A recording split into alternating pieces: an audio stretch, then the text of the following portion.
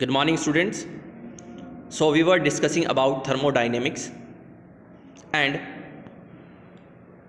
Thermodynamics chapter में हमने thermodynamics से रिलेटेड टर्मिनोलॉजीज़ के बारे में बात किया, जिसमें सिस्टम और सराउंडिंग कंटेनिंग थे।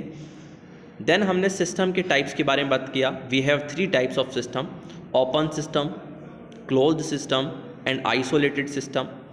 Open, close and isolated system complete करने के बाद आज हम स्टार्ट करने वाले हैं स्टेट ऑफ सिस्टम के बारे में। सो स्टेट ऑफ सिस्टम से मीनिंग क्या है बेटा, मैं आपको एक्सप्लेन कर देता हूँ। State of system, what is the meaning by state of system? Students, system की जो स्टेट होती है वो वही स्टेट होती है जो कि मैटर की स्टेट होती है।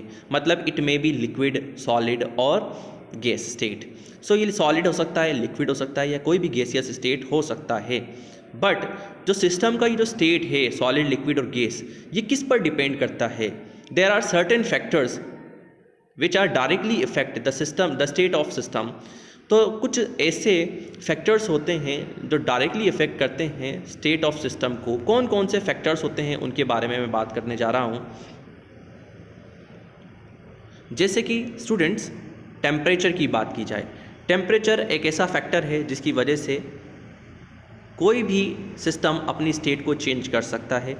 अगर हम लिक्विड को हीट करते हैं तो वो गैसियस स्टेट में आ जाता है, वेपर स्टेट में। सिमिलरली सेकंड ऐसा फैक्टर है प्रेशर। अगर हम गैसेस को प्रेशराइज करते हैं तो प्रेशराइज करने पर उसके मॉलिक्यूल्स इतने क्लोजेस्ट हो जाते हैं कि वो लिक्विड में एंड देन सॉलिड में कन्वर्ट हो जाते हैं। सिमिलरली जो वॉल्यूम है, वॉल्यूम भी एक ऐसा फैक्टर है जिसकी वजह से सिस्टम की स्टेट चेंज हो जा सकती है। So these are the factors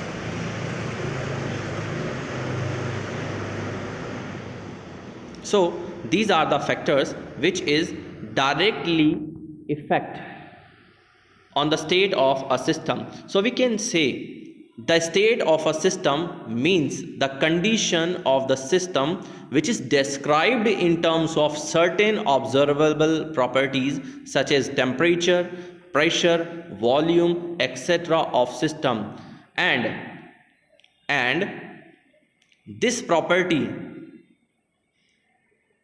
and these properties, which properties? Temperature, pressure and volume. Temperature, pressure and volume, these properties of a system are called state variables।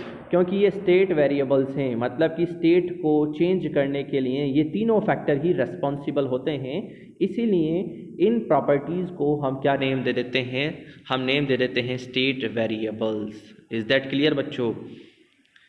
Then हम बात करते हैं state function के बारे में।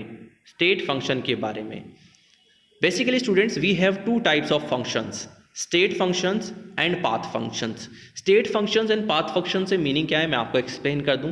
बेटा, सिस्टम है हमारे पास, सिस्टम के कुछ फंक्शंस ऐसे होते हैं जो सिस्टम की फिजिकल स्टेट पर डिपेंड करते हैं, उसकी इनिशियल स्टेट पर डिपेंड करते हैं, उसकी लास्ट स्टेट पर डिपेंड करते हैं।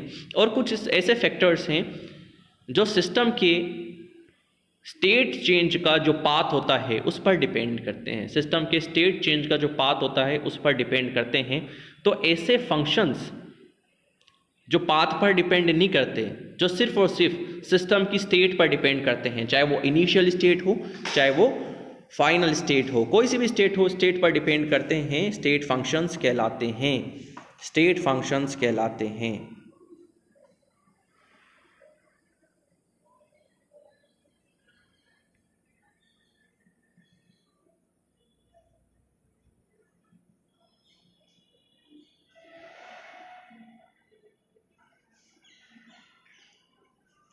State functions.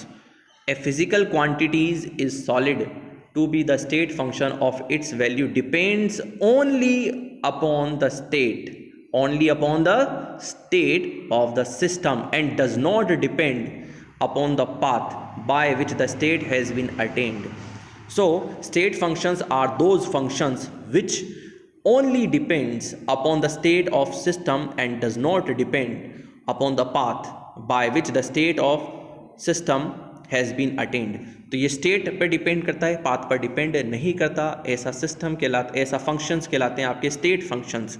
अब स्टेट फंक्शंस में कौन कौन से फंक्शंस सिस्टम के कंसीडर हो सकते हैं? स्टेट फंक्शंस में इंटरनल एनर्जी को कंसीडर किया जा सकता है।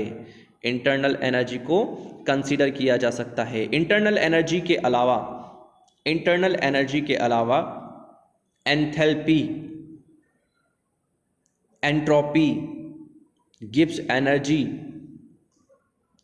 हीट कैपेसिटी, इन सारे फैक्टर्स को हम स्टेट फंक्शंस में कह सकते हैं, क्योंकि ये स्टेट पर डिपेंड करता है।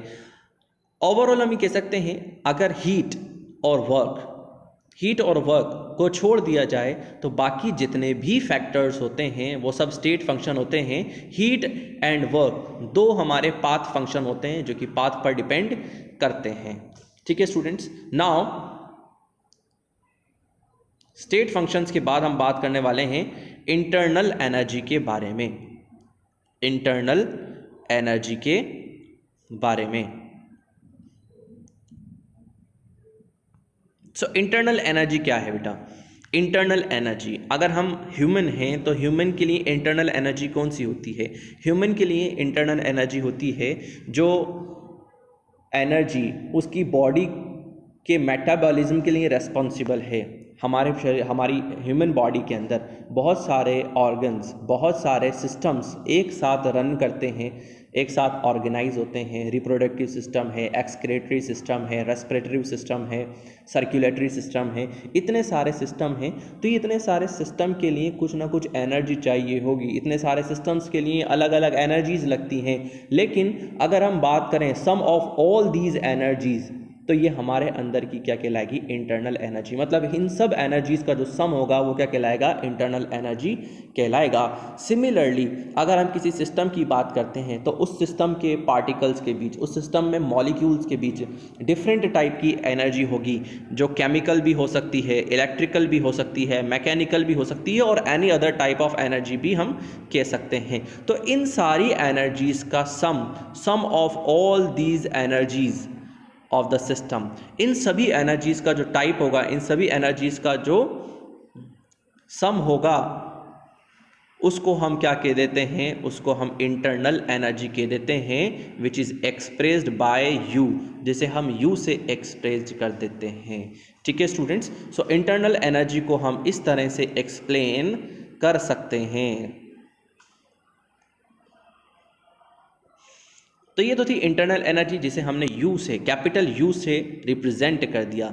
लेकिन स्टूडेंट्स, इंटरनल एनर्जी के बाद मैं आपको एक और बात बता दूं, सिस्टम जो होता है हमारा वो डिफरेंट टाइप के प्रोसेस नोट करता है, डिफरेंट टाइप के प्रोसेसर करता है।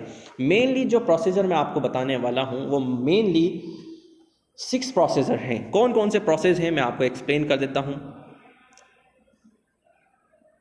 सबसे फर्स्ट टाइप का जो प्रोसेस है उसे हम कहते हैं isothermal process. Isothermal process. So what is the meaning bye isothermal process? Isothermal, iso का मीनिंग होता है बेटा सेम या कांस्टेंट, और थर्मल का मीनिंग है टेम्परेचर।